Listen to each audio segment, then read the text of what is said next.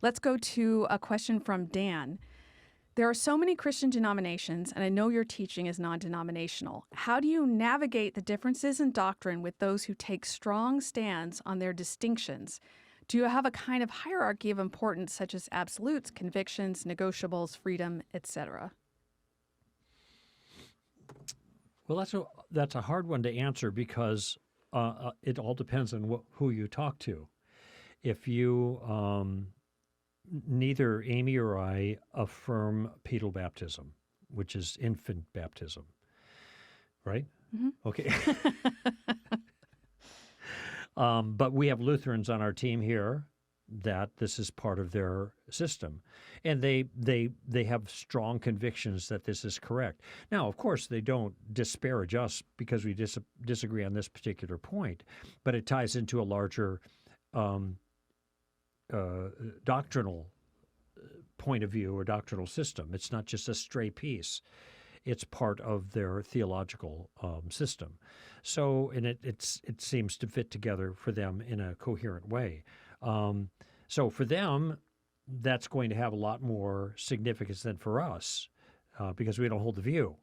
Okay, and if somebody does hold the view, I'm not going to fuss about it, but I think that for those who hold the view strongly, they think it's a lot more important than those who don't hold the view. So it a lot depends on these things, on who you're going to talk to. I think C.S. Lewis put it this way, and I think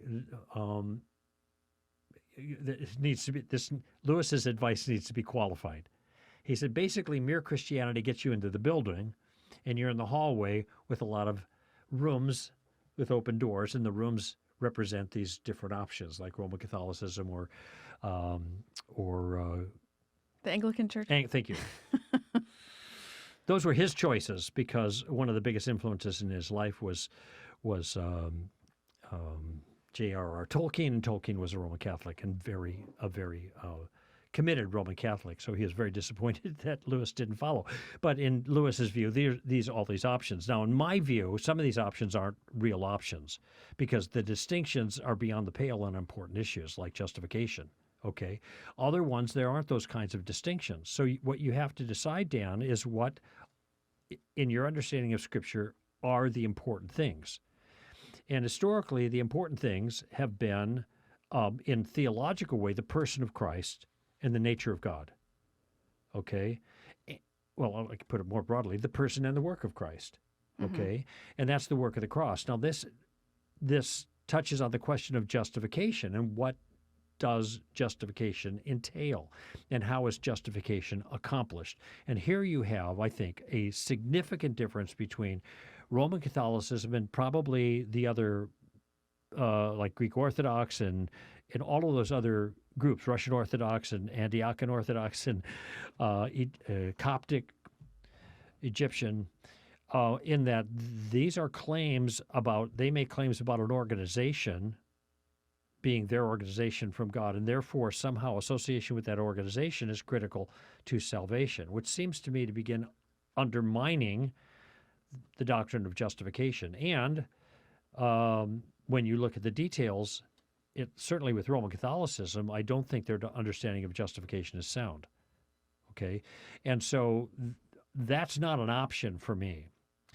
And I'm not saying that no Roman Catholics are saved, because there's a lot of Protestants who have a flawed understanding of justification.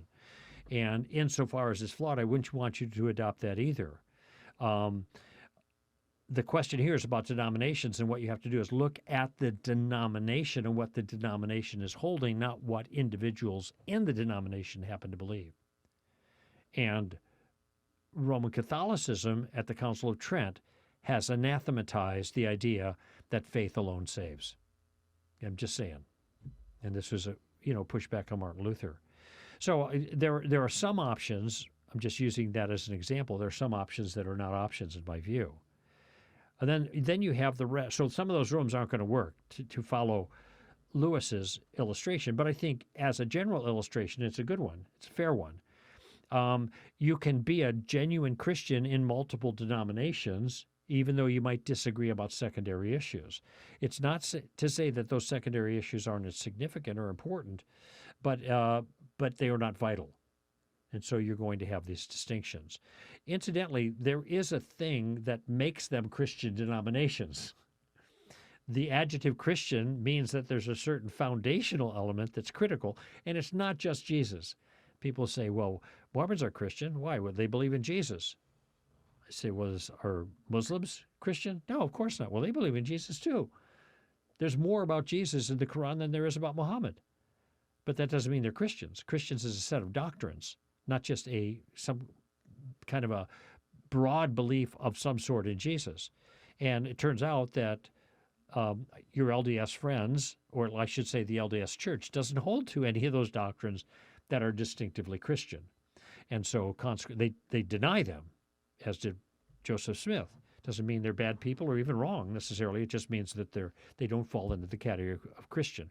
For those denominations that fall into the category of Christian, it's because they hold to a certain set of core convictions that are foundational to Christianity.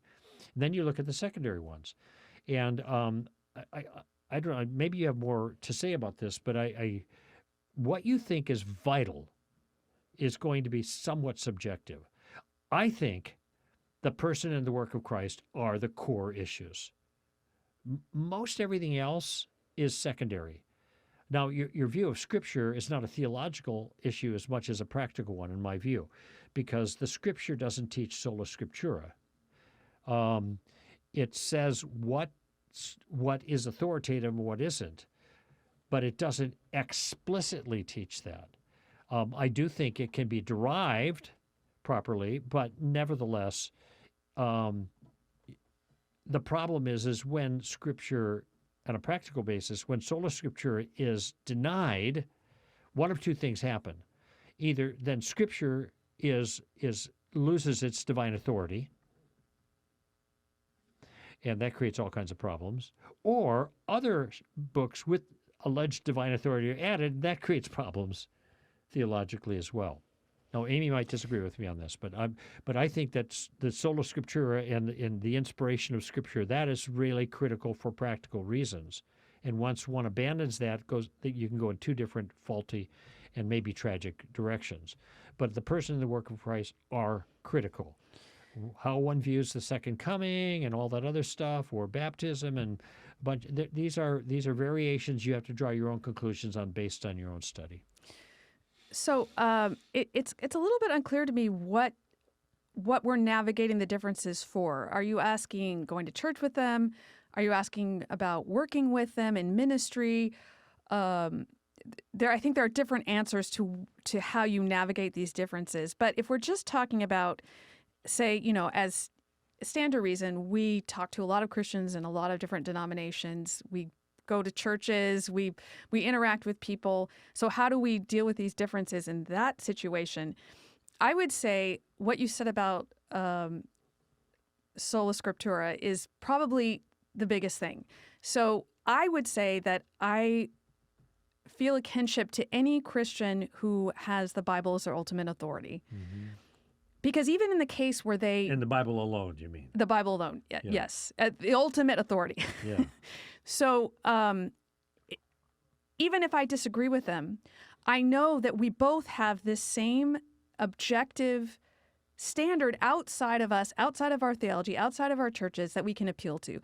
So I can work with somebody who has a different view on certain, secondary issues because I know that I can appeal to the Bible. It's not there's a way to talk about these things with somebody who has an outside authority, whereas with somebody who's maybe a progressive Christian, the problem is their authority is their own ideas about God or their own feelings mm-hmm. or their own ideas about culture, whatever it is. And there's just no way to navigate those differences if you have no shared authority. Right. So that makes it, you can't really work with them. Plus, I think they go way off in key areas, so that makes it difficult. Even if you don't end up agreeing, you're still working for the same authority. Right, exactly. Yeah. Now, I will say, one thing that Dan says here, people who take strong stands on their distinctions, I do find it very difficult. There are some people who have some distinction that they're all about that. That's their thing. That's the thing they want to talk about all the time. And I do find it hard to interact with people like that, Yeah. even if it's something I agree on, because I think they're losing sight of the big picture. Now, this is something I didn't used to see very much because living, in West Los Angeles, I think the churches there have a good idea of what is central because they're surrounded by people who disagree. Mm-hmm. And so they've had to make common cause with other churches.